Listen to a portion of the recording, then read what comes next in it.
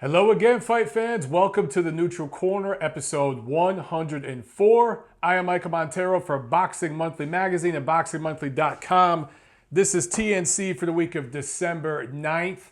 Let's get into some news and notes. So one thing I just saw today that kind of cracked me up was a press release from Mauricio Sulaiman with the WBC slamming HBO for making the fight between Orlando Salido and Miguel Roman a 10-rounder instead of a 12-rounder because the WBC, I believe, wanted to make this an interim title fight. And I'm not sure exactly how this went down. I'm not sure if it was because HBO is concerned about having those extra 2 rounds for Salido and Roman. Salido especially has been in a lot of tough fights.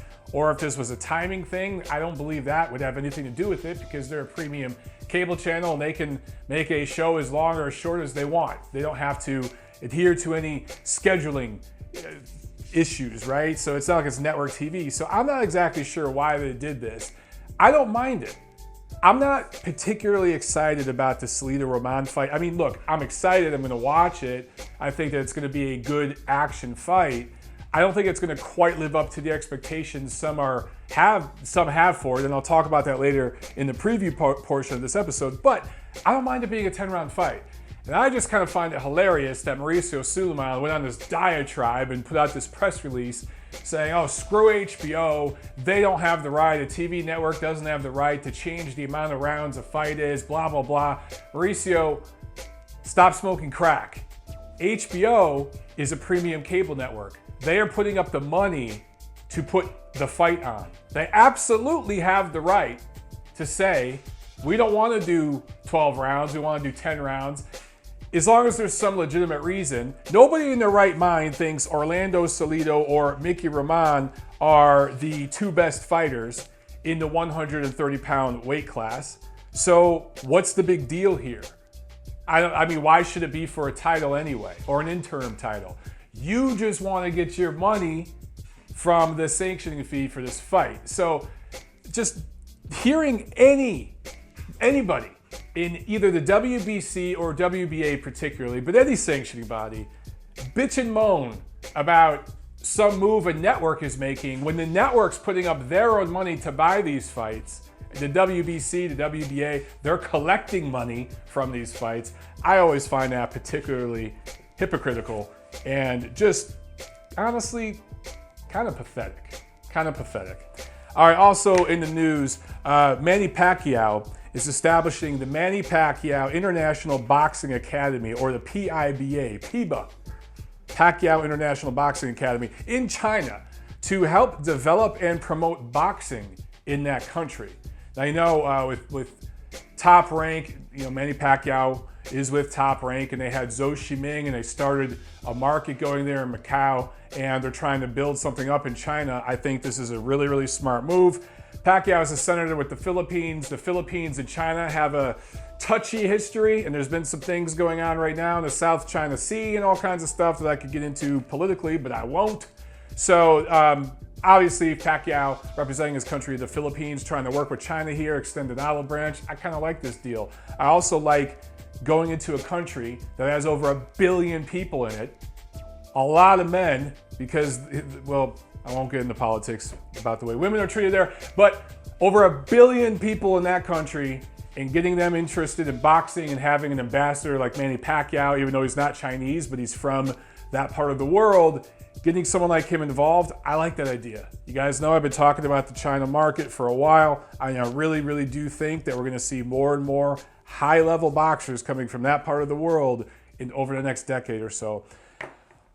More drama from Deontay Wilder, Anthony Joshua, blah, blah, blah. These 2 guys talking back and forth, and a lot of you out there are getting caught up in the hoopla, the back and the forth, the trash talk between these guys as they negotiate this eventual super fight on social media. It's the exact same process that played out with Canelo Alvarez and Gennady Golovkin. It's kind of the new age we live in with these big super fights and how this is going to happen. They will be negotiated partially through the media. So I guess this week Wilder said he wants a 50-50 split from Anthony Joshua to take that fight. he and his people, Uncle Al, they know they're not going to get 50% when they eventually fight Anthony Joshua. Not happening. Particularly if in 2018 AJ fights Joshua Parker, which I think he will. Or I'm sorry, Joseph Parker, which I think he will. They're actually negotiating that fight right now. Parker wants 35%. I think they're going to settle on 30%. I think that's going to be a 70-30 split. Once Joshua beats Parker, which I believe he will, and collects that extra title, he will technically have 3 of the titles. We don't look at what Manuel Char did with the WBA or Freza Kendo if he eventually gets that regular WBA title. We don't care. Anthony Joshua will have 3 of the 4 titles, and he will have beat the last great heavyweight, Vladimir Klitschko. Deontay Wilder will have a title that he's been holding hostage for years now, which, quite frankly, the people who held it before him, going back a while, weren't that strong themselves. That title's been pretty much not worth a damn in a long, long time, in the heavyweight division anyway, the WBC. So Wilder knows when they eventually fight, which I think will be in the spring of 2019, he ain't getting no damn 50-50.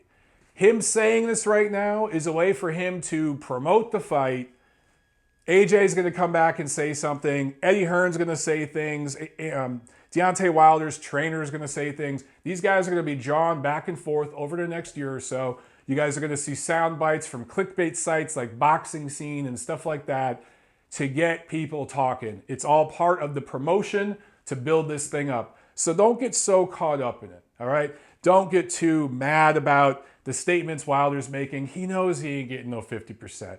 Not a whole lot going on with news, guys. We're going toward the end of the year. There's some fights coming together early next year, but not that much with news and notes. So let's get right into the review of what took place around the world last week in the ring.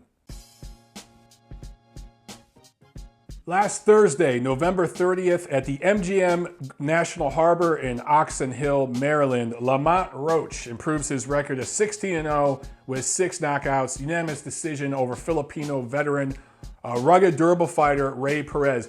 Perez was perfect matchmaking for Roach at this stage of his career. This is a great fight for a prospect to have. Perez came in there, gave great rounds, took punishment, but kept on coming, and really early on was given some good pressure to Roach.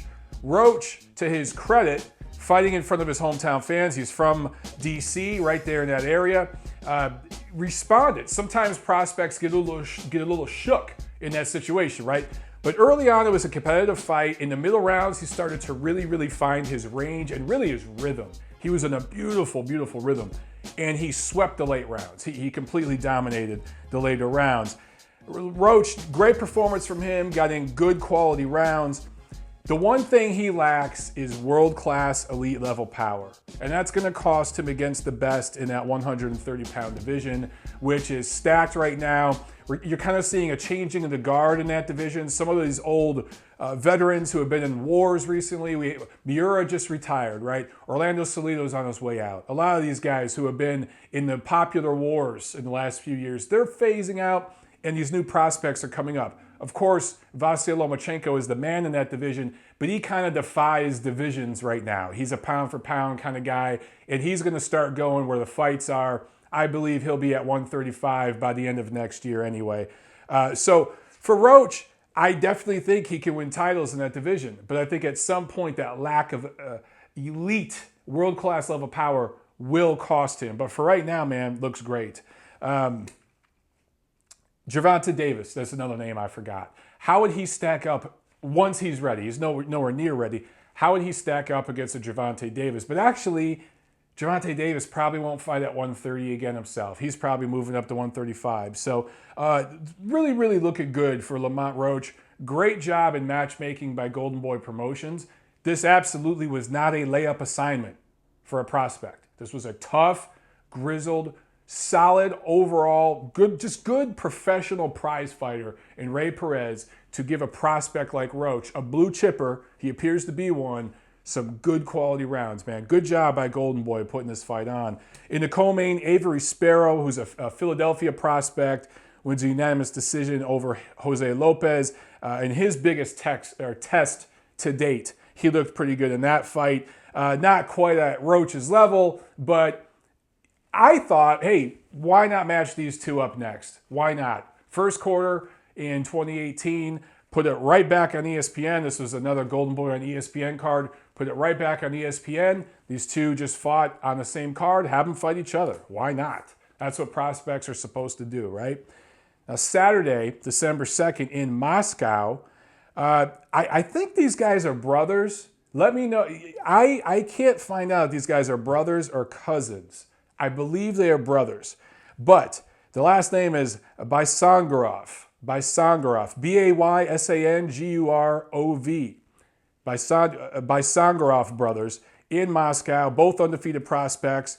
Kusain is at 154 pounds and Kassan is at 160 pounds. They both won in knockouts in layup opponents for them. Kusain Baysangarov improves to 12-0 with 10 knockouts. He is seen as the more power punching of the two Russian brothers. Kassan Baysangarov improved to 15-0 with 7 knockouts. So he's seen as more of the boxer of the two. But these guys appear to be two prospects to keep an eye on. Hopefully at some point next year we can get them on one of the major platforms in America on a card over here to get some people looking at it. Maybe on a showbox or something like that.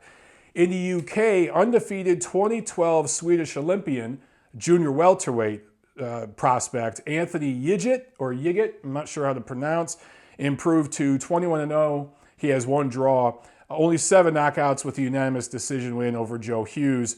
Undefeated prospect, Olympian, yeah, I don't know if this guy's worth really taking a hard look at, but we'll see what happens here. Just seems to lack the world-class power and craft to get anything done at the next level. But let's see what happens. He's got, 22 pro fights now. Let's see if he steps it up in 2018. Obviously, the big card last weekend was here in the States, in New York City, in Manhattan, Madison Square Garden, not the theater, the actual arena, where it was the farewell fight for Miguel Cotto, if you believe him, that this was the last fight of his illustrious career, a fan favorite. Before I get to that, though, the co-main, Ray Vargas, defends his WBC super bantamweight title or junior featherweight, whichever you prefer, against Oscar Negrete, improves to 31-0 with 22 knockouts. This was pretty much I would say, 12-0 shutout. I mean, one judge had it 120, 108.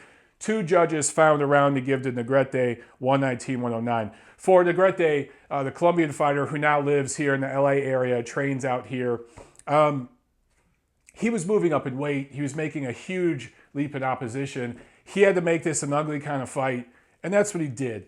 He pressured Vargas all night long. He got in there with his head. He cut him on both eyes, not just one eye, but both eyes. Both cuts from headbutts that I don't think were at all intentional. It's just when you have a really short guy and a really tall guy, and the short guy's barging in on you, those things are going to happen. I thought Vargas handled Negrete's pressure very well. Vargas is very tall for this division, has super freaky long arms. I mean, his arms, as tall as he is, his arms are freakishly long for that division. So it's hard sometimes when you got a shorter guy coming in on you to wrap your long arms around and get inside shots. So it means you have to move a lot. You have to move backwards a lot and you have to turn a lot. And it uses a lot of stamina. I thought Vargas was in great shape and did a great job doing that, using movement to try to keep enough distance to land shots with his long arms.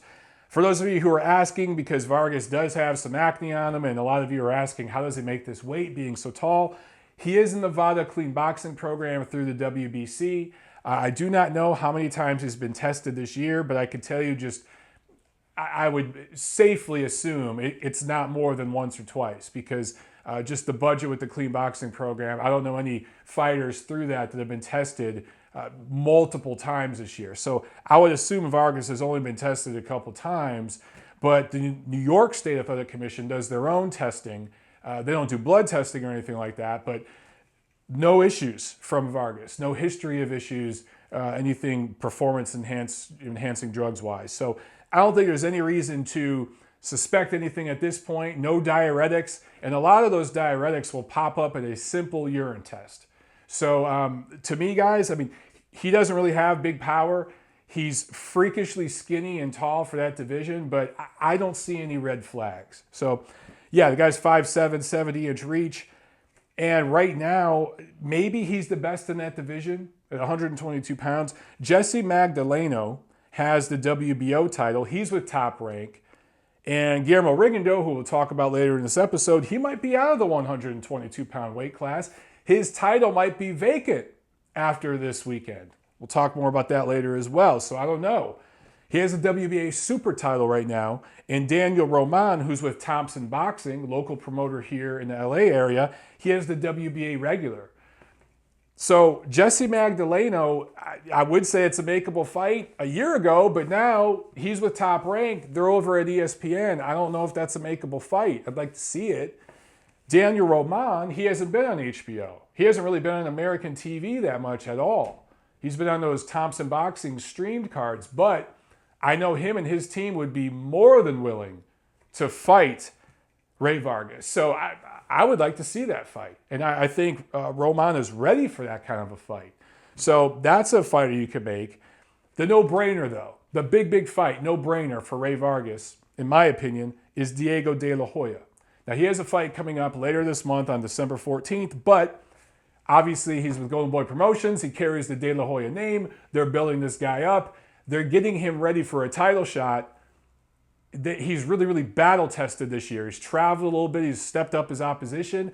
I think he's ready next year to fight Ray Vargas for this title. So there are options for Vargas and options for HBO, and we're definitely going to see this guy back on HBO very soon. So main event, Sadam Ali wins a unanimous decision over Miguel Cotto, wins his WBO Junior Middleweight Championship. The scores were 116-112, 115-113 two times. I myself scored at 115-113 for Ali. I thought that was the right score. Now he has that WBO title. Liam Smith, in the Battle of the Smiths that we had recently, the Battle of the Liams, Liam Smith versus Liam Williams, Smith won that fight, and that was an eliminator. So he is now the WBO mandatory for Sadam Ali. Ali's record now is 26-1 with 14 knockouts.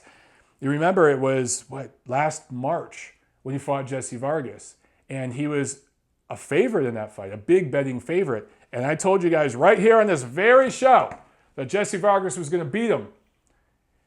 The gyms out here in LA were prepared Vargas so much better than the gym work Ali's getting out in New York, where the scene just isn't very good right now. It's just not at the elite level the LA gyms are.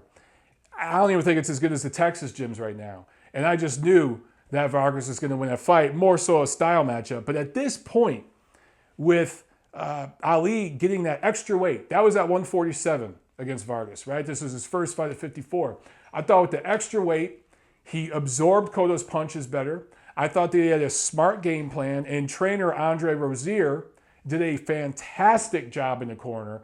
And you got to look at the great job Rozier did in this fight and the great job he did with Daniel Jacobs against Gennady Golovkin. I think that was in March of this year. Rozier is definitely a trainer who's coming into his own, and you got to consider the guy a top-level trainer right now.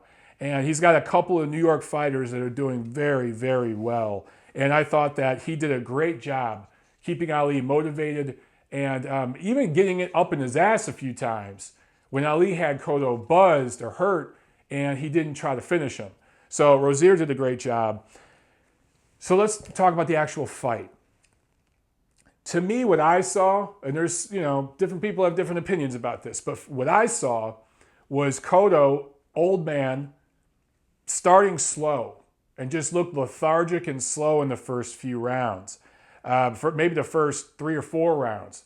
And I think it was the second round where Ali threw a perfectly straight right hand. He actually throws a really nice straight right hand. There's no power on it, but it's very technically straight and sharp. And he caught Cotto. He kept catching Cotto high on the head in the fight. He never really got him on the chin. Got Cotto high on the head, kind of on the side of the head. It almost looked like it threw off his equilibrium. Cotto's legs started to get wobbly. Had him hurt right there. Cotto responded well and kind of woke up. And I thought by the end of the fourth into the fifth round, Cotto woke up and started throwing the left hook to the body. And when he started doing that, the fight instantly changed. It wasn't gradual. It was instant from what I saw.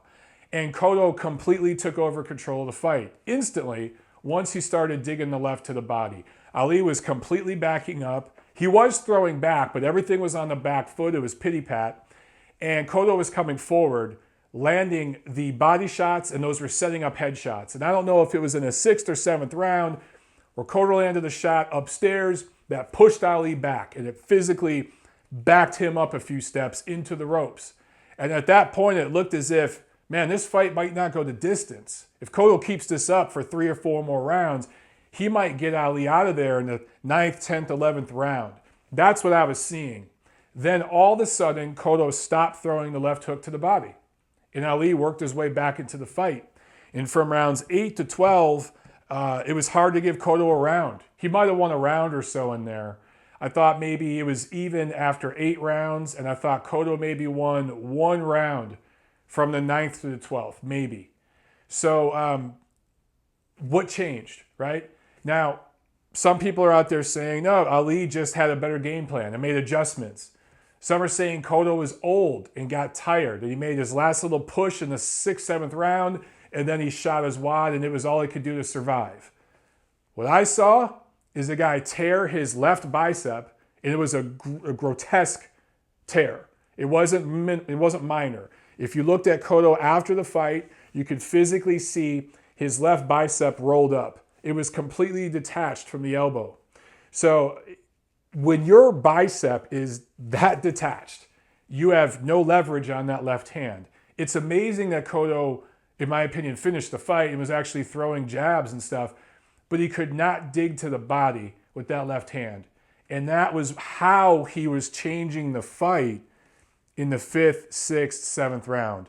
Once that went away, he couldn't back Ali up the same way and set up other offense. So at that point, Ali was doing just enough to win rounds and even dominated a couple of the later rounds. And that's how I thought he pulled out the fight. As I said before, this is probably an even fight going into maybe even into the championship rounds. I think that's how I had it on my card, where maybe it was 5-5 and then I gave the last 2 rounds to Ali. I think so. Don't quote me on that. But I ended up seeing it 115, 113 for Ali. So good win for Ali. This was his big chance, and he took advantage of it, and he got the win. Was it due to Cotto's injury? Was it due to Ali just being better on this night? I guess we'll never know 100% for sure. But it goes down in the books as a win for Ali. So what's next for him? As I said before, he's got a title. He's got a mandatory. So I believe he's going to stay at 54 and defend that title against Liam Smith. That's a winnable fight for him. That's a title defense. That's a money-making fight for him. When I say money-making fight, I believe he made $600,000 for this fight. Would he make that again if he fights in New York against Liam Smith? I don't know about that, but perhaps, since he is the champion, Frank Warren would pay some money for him to travel over to the UK to do that fight. That remains to be seen. Remember, guys, early next year, networks got money, budgets are open, there's options there. Ali has fought on HBO before. That fight would make plenty of sense in New York, or he could go over to the UK. But he's going to make high 6 figures again. And for Sadam Ali, that's a high payday. Some people have suggested he should go back down to 147. I don't think so, at least not at this point. If he fights against Liam Smith and loses, fine. But if he defends that title, there are other guys at junior middleweight. It's slim pickings, but there are enough guys there. Look, once he fulfills his mandatory against Smith, he's got a year to do whatever he wants before he has to fulfill his next mandatory. So there are guys out there he could fight. Should he choose to try to unify titles, that's going to be difficult because all that division at the top, the titles, are owned by Al Haymon. So that's going to be difficult to work out. Golden Boy and Al Haymon don't like working together. But, you know, I don't think Ali would beat the likes of Irizlandi Lara, Jarrett Hurd, or Jermell Charlo. I don't even know if he beats Julian J. Rock Williams. Probably, unless Williams can land something hard. But seeing what Williams just did against D'Shea Smith, it's arguable that Ali would win that fight. But Smith is Williams is a PBC guy anyway. So for my money, if I'm managing the career of Sadam Ali right now, we're staying at 154 and we're defending that title and exploring our options there, and that's that. How silly does it look right now for guys like Errol Spence and Mikey Garcia, who turned down opportunities at Miguel Cotto? Just right now, look, Spence is getting way more money he's getting 7 figures to fight against Lamont Peterson, and no doubt Mikey Garcia will get 7 figures for his next fight. Both of those guys would have got 7 figures for Cotto as well, because it would have elevated that fight. Sadam Ali, think about it, Sadam Ali got 600. Those guys would have got 7 figures for Cotto as well. They wouldn't have made, Golden Boy Promotions wouldn't have given him the same offer. And I know it was a multi-fight deal for those guys to fight Cotto. But the thing is, guys, you got to see long term. Do 2 or 3 fights with Golden Boy, fight a couple of their guys, make a couple $1 million or several $1 million, and build up your career. Now they miss out on that opportunity. Sadam Ali gets it, and now he's going to make some money for the next year or so. Money that he would not have made had he not taken this chance. Now, for Miguel Cotto, who goes out with a loss, which often that's how it works in this sport. It's the most unforgiving of sports, right? There are a lot of people out there that just don't get why so many fans and so many media like and respect Cotto. There are some fans out there that just flat out don't like the guy and don't get it. But in my opinion, this guy's a future Hall of Famer. I don't think he makes it first ballot, but 41-6 is his record with 33 knockouts. People focus on the 6 losses, but he was only stopped twice, and that was against Antonio Margarito, and that will be disputed forever or discussed and argued about forever, what may or may not have taken place in that fight, right? Still, there was a reason Floyd Mayweather, quote-unquote, retired the first time for a year or so he wouldn't have to face Antonio Margarito. There were a lot of fighters who were avoiding that guy. And Cotto fought him. He fought him when he was the boogeyman. He was the most avoided fighter in the sport at the time, and Cotto fought him.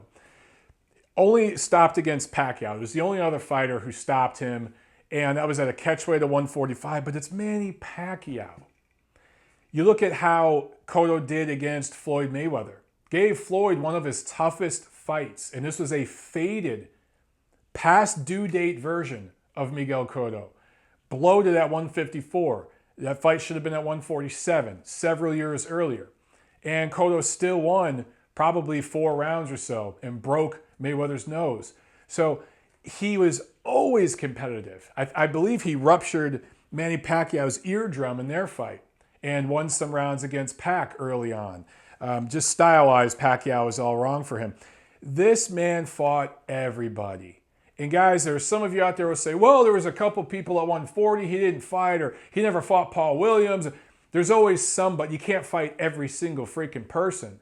But when you look at this guy's run from 140, 147, he really fought everyone. And then you look at the fight with Canelo. Yeah, I get it. The 155-pound catchweight, fine. Canelo was still one of the finest 154-pounders in the world, and he's now grown into, I think, the second best middleweight in the world, and Cotto fought him. Sergio Martinez, yeah, we found out later that the guy was broken, but guess what? Floyd Mayweather avoided that guy.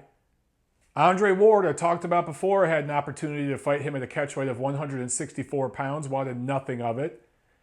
There were several guys that were avoiding Sergio Martinez, and Cotto took that challenge. This man, because of the challenges he took, because of the business he brought to the New York market, and the New York market at Madison Square Garden was not thriving the way it is right now when Cotto first took over there. New York, Atlantic City, they occasionally got some fights, but they weren't as jumping as it is right now, where you get fights like Golovkin-Lemieux, Golovkin-Jacobs. Barclays has started to really take off, even though there's a wheeling and dealings going on there behind the scenes to paper that thing. Still, Cotto was a big part of that. And just the entertainment value, taking on all those challenges, winning more than he lost, technically winning titles in 4 different weight classes, and actually having the lineal middleweight championship for a while, as perverted as that lineage might be, or might have been at that time. He still held it, man.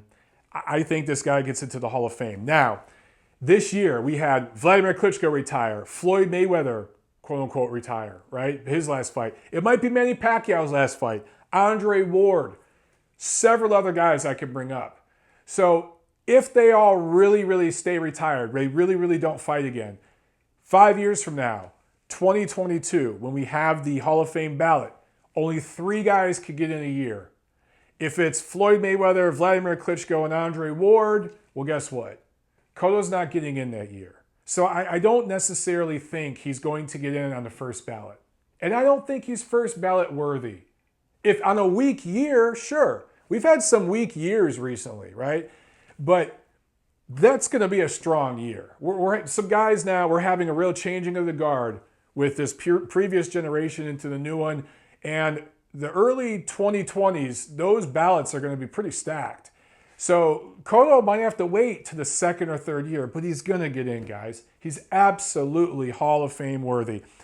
And one guy on Twitter, I'm sorry, I can't remember your name, man, but you brought up a great comparison to baseball and how statistically, if you look at a guy who, and I can't remember the exact numbers you quoted, but a certain number of hits, a certain batting average, maybe a 280 batting average, and maybe you hit 300 home runs in your career and, several hundred RBIs.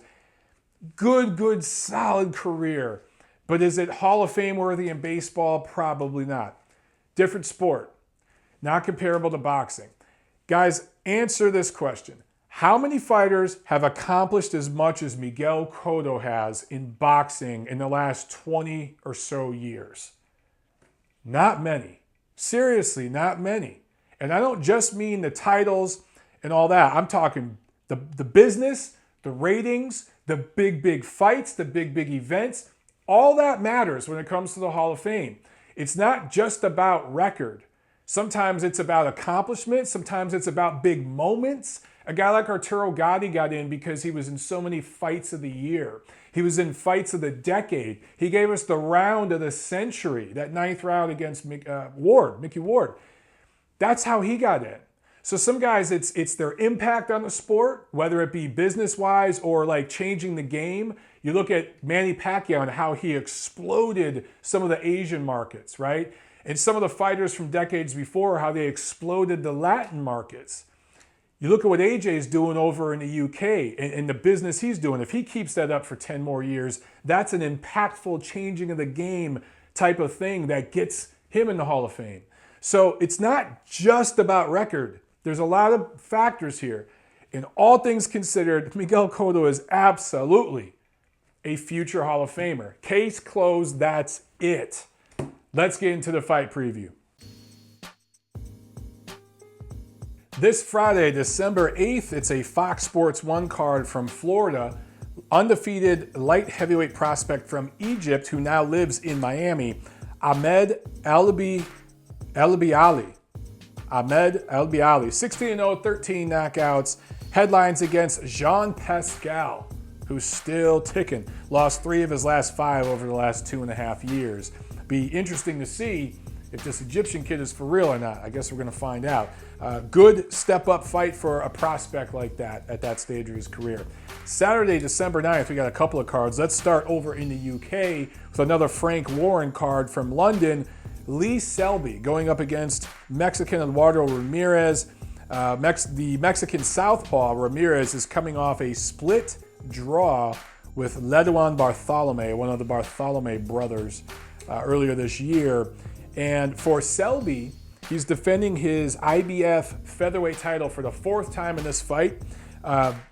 He only had one fight last year in 2016. This will be his third fight in 2017. So he's had a much, much better campaign this year than he had last year. He had some nagging things going on that kept him inactive last year. So good for him. Obviously, I favor him big in this fight. I think he wins a decision, not the hardest puncher in the world. Also on this fight, James DeGale. Remember him? James DeGale. Going up against Caleb Truax in a complete layup mismatch of a fight. This should not go the distance. If it does, shame on James DeGale.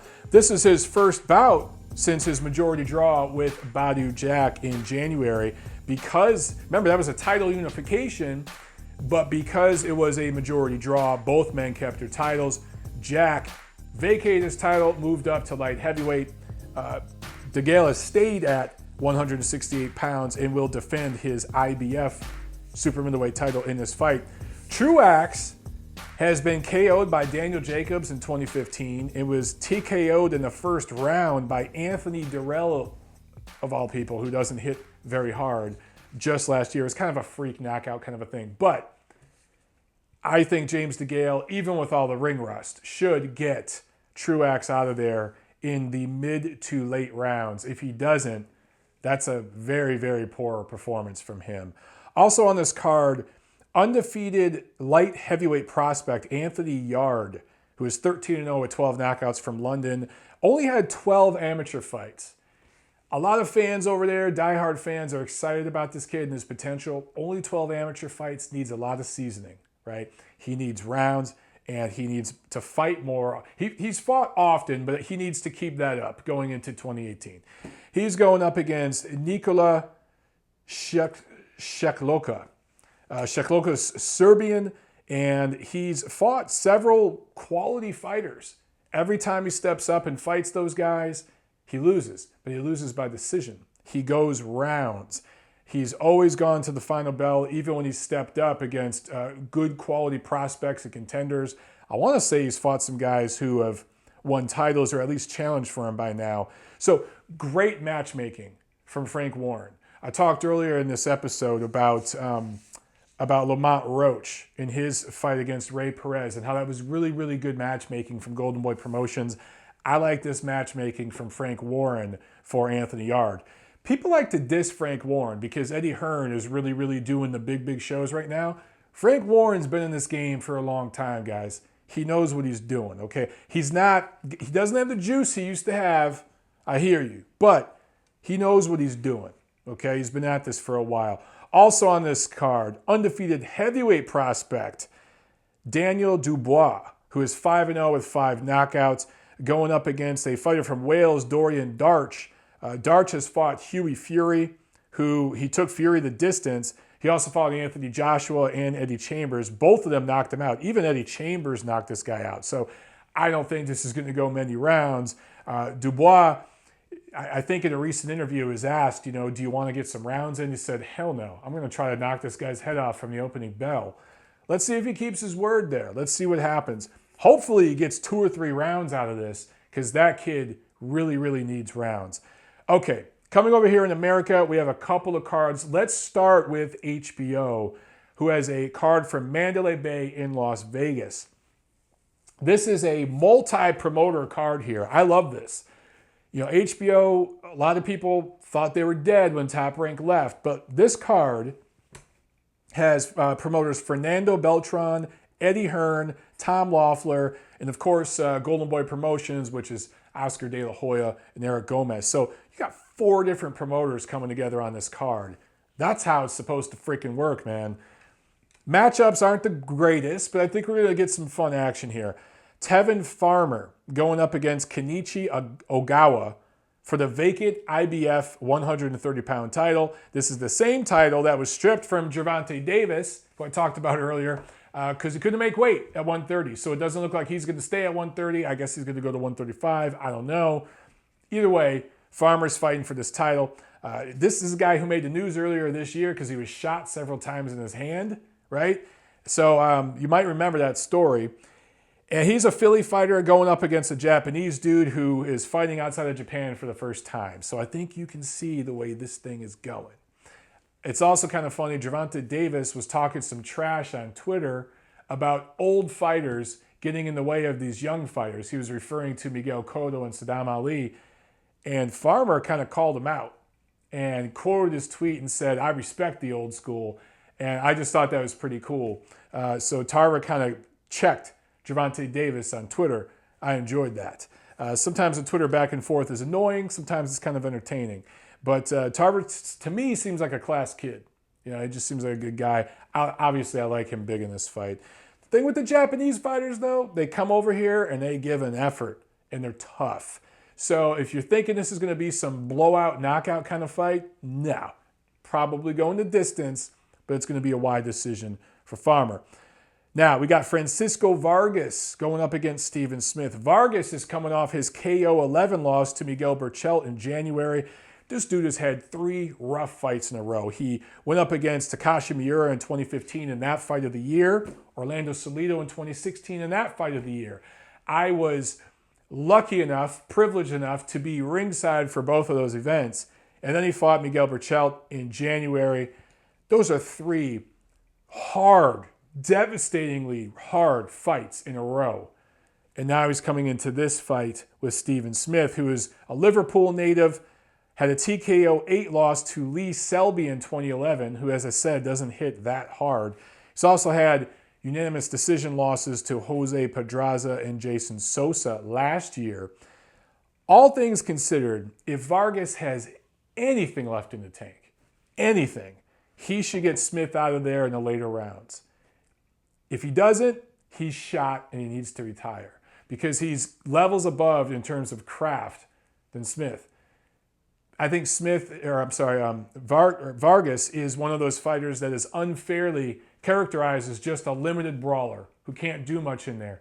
He actually has craft. I thought he won against Orlando Salido. I thought he won 115, 113 in that fight. I thought he had more craft than Salido. And I think that his craft, his infighting and all that, and the long break he's had 11 months out of the ring. He needed it. I think it's going to be enough to get a late stoppage against Smith. Also on this card, I don't think this one's televised, but Denis Shafikov against Rene Alvarado. I think it's going to be a good quality scrap.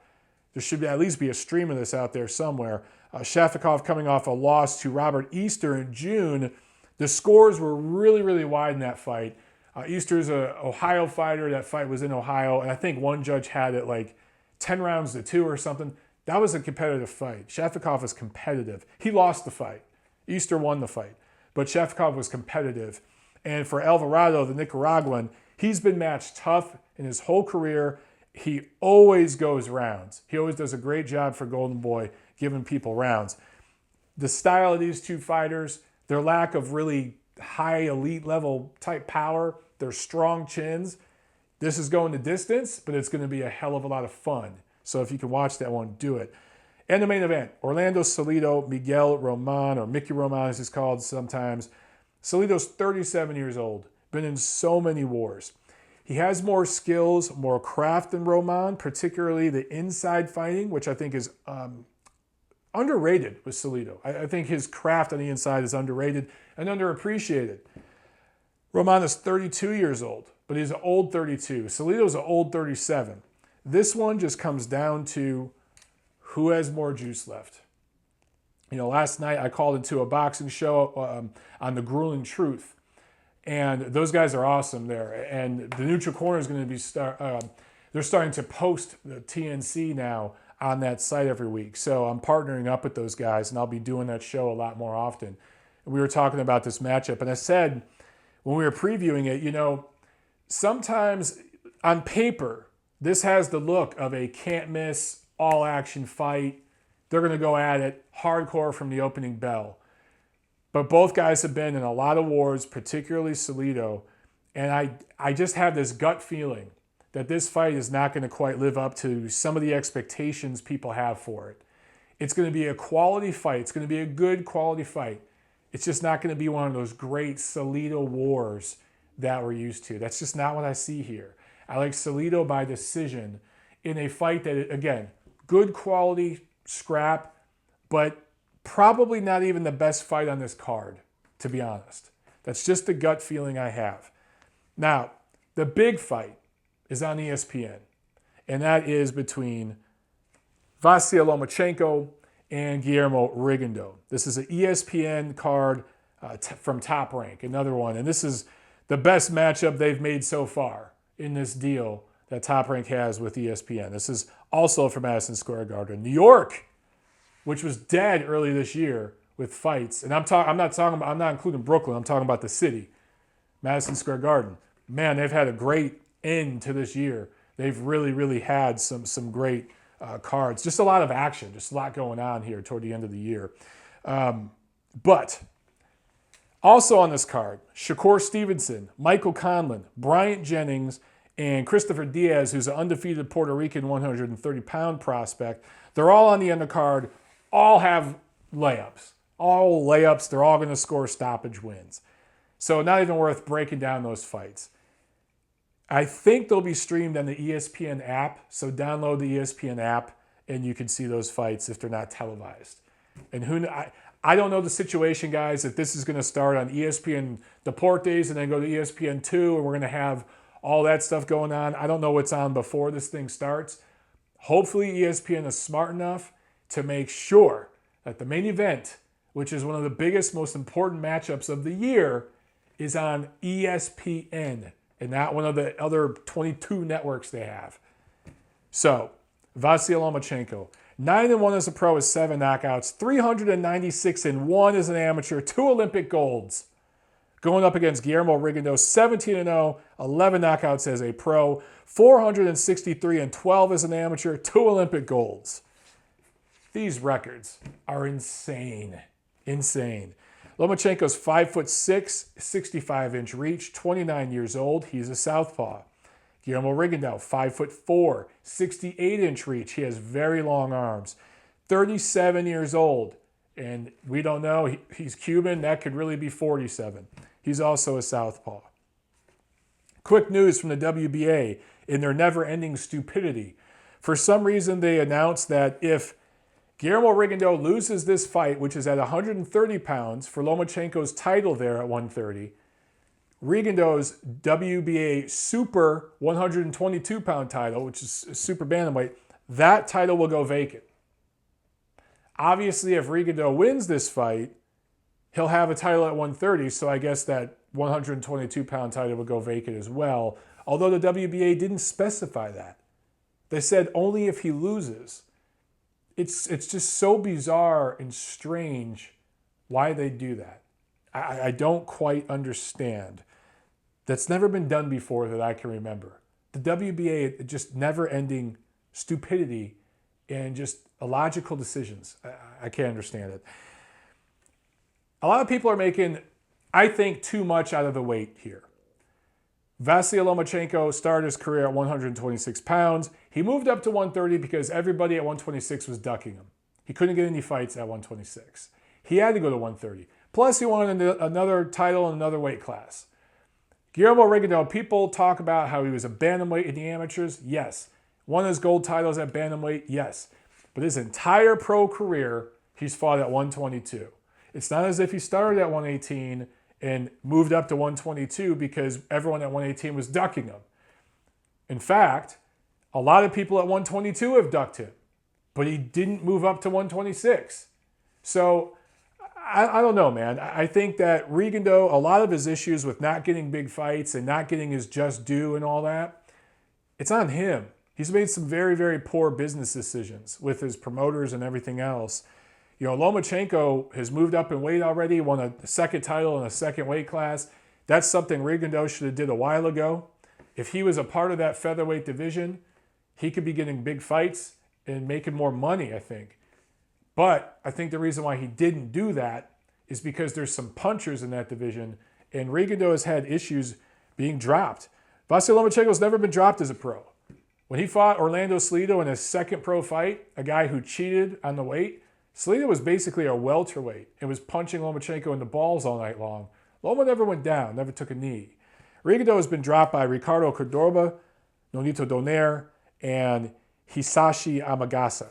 Been dropped 4 times in his career. So Maybe that's why he didn't move up and he stayed at 122. But for this fight, at this point in his career, he's deciding to move up and take this challenge. Props to him for it. I don't think the weight's going to have anything to do with this matchup. I mean, a little bit. I think youth will have more to do with it. Lomachenko's the much younger guy. I think, but, you look at length, Rigo's got the longer arms. So from the outside, he can do just fine. I don't think that the size difference is going to be that big of a factor. I think this fight's about skills, guys. Skills pay the bills. And at this point in their career, the guy who has the better pro style is Lomachenko. Rigondeaux.